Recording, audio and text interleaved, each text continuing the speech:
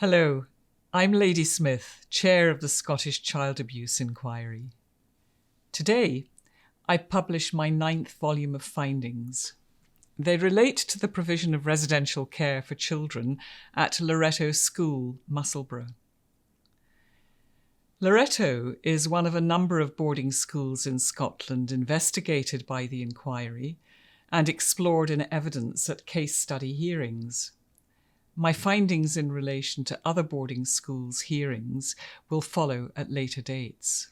At the outset, I want to make it clear that having considered all the evidence about Loretto, I'm satisfied that many children had positive experiences at the school and in many ways went on to have rewarding adult lives. Also, there's no doubt that the school has provided many children with a good education. However, not all children had positive experiences, and amongst those who did, there were children who also experienced abuse. Children who boarded at Loretto were, for many years, at risk of sexual, physical, and emotional abuse. For many, those risks materialised. I have no doubt that children were abused whilst in Loretto's care. The abuse I find to have taken place at Loretto is in some respects similar to the abuse I have already found to have occurred within boarding schools run by others in Scotland, such as the Benedictines, that was Fort Augustus Abbey and Carl Kemp Priory schools, and the Marist Brothers, that was St Joseph's and St Columba's colleges. There were also some similarities in relation to causative factors, such as it being assumed that, having been founded to provide education, if a school could educate children, it would automatically have the ability to provide them with safe residential care. Staff who lacked the appropriate skills and training. A lack of awareness of the need for child protection systems and policies. Inappropriate recruitment policies. The legality of appropriate corporal punishment, enabling it to be meted out by staff, as though it gave them a free rein to use it widely, even when it wasn't justified, and to use it excessively. Older pupils being empowered to punish younger ones. Unchecked bullying. Insufficient oversight of pupils and teachers. And prioritisation of protecting a school's reputation at the expense of child safety. The evidence I heard disclosed that children were abused at Loretto over many years. The first witness, Don Boyd, who gave clear, credible and compelling evidence, said this: "I have learned, horrifyingly, as a result of all this, the extent of the problem which has appalled me. I thought I was a bit of an isolated case, but being involved and dealing with this phenomenon over the years, I realised not only was I one of many at Loretto, but I'm one of thousands throughout an entire educational setup. In short, I have found that children at Loretto suffered sexual, physical and emotional abuse. Some children engaged in abusive conduct towards other children. Some children were groomed by staff for sexual abuse. Guy Ray Hills, a charismatic and flamboyant man who taught French at the Loretto Junior School between 1951 and 1967, was a prolific sexual predator. He abused junior and senior boys throughout his tenure. He groomed many children and engaged in abusive sexual relationships with them. Some of the sexual abuse occurred on single occasions, but in other cases it went on for years. Children whose parents lived abroad, often thousands of miles away, were particularly vulnerable to Guy Ray Hills.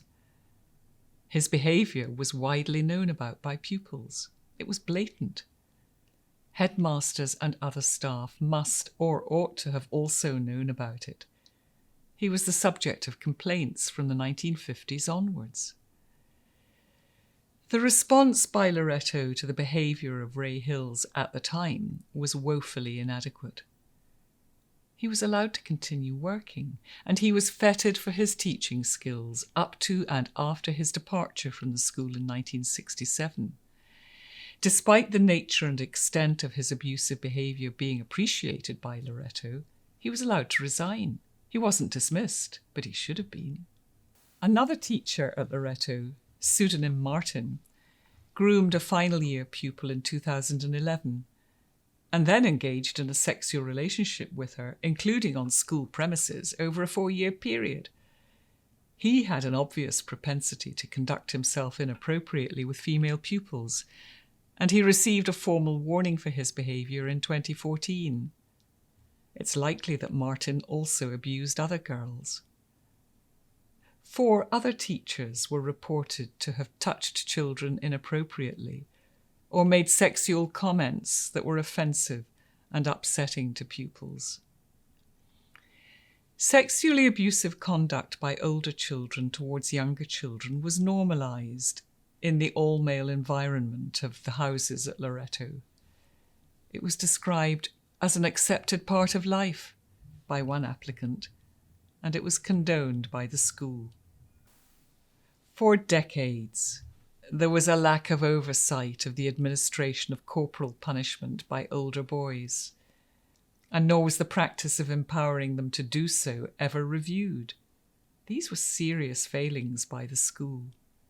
That system of empowering older boys at Loretto to discipline younger ones created a real risk of bullying and abuse, which in many cases came to pass. Bullying, with associated physical and emotional abuse inflicted on younger boys by older boys, was a constant at Loretto throughout the 20th century. Bullying cultures were allowed to prevail because of staff complacency and a lack of supervision by them. The school's reaction to a member of staff trying to prompt the headmaster to address bullying in 1991 was to dismiss the staff member and focus on protecting the school's reputation. Tensions and friction in staff relationships diverted the school from detecting abuse and dealing with it. Emotional abuse by staff and older children went unchecked. For some, such as when it involved a nickname, it was worse than sexual abuse that they also suffered. There was inadequate supervision by staff, and there was no formal system in place to ensure consistency in their approach to child welfare across the houses. Effective leadership was not consistently established and maintained. Housemasters were overburdened. Whilst there were some excellent examples of good leadership, particularly after 1995, both senior and junior schools suffered from periods of poor leadership. Abuse wasn't detected or addressed, and systems to protect children from abuse were not established. Complacency and ill-founded assumption that all was well was common before 1995. Loretto's employment practices were often poor. Teachers known to have abused children were allowed to resign and were given references by Loretto that failed to warn prospective employers of their behaviour. At best, some references given were selective, lacking transparency and candour. At worst, in the case of Guy Ray Hills, a reference put children at risk as it encouraged the use of his services to provide one-to-one tuition in his own private accommodation in London. But the current leaders of the school inspire confidence that Loretto is now committed to child protection and that it has learnt and is keen to keep learning from its past mistakes. Loretto offered a genuine apology for the abuse experienced by children entrusted into their care at both the junior and senior schools. I'm very grateful to all who provided evidence in relation to this section of our boarding school's case study, whether former pupils or former and current staff. Their contributions have been invaluable. I know that they're likely to have found it difficult and challenging to engage with the inquiry, but they can be assured that I simply could not have reached these findings without their assistance.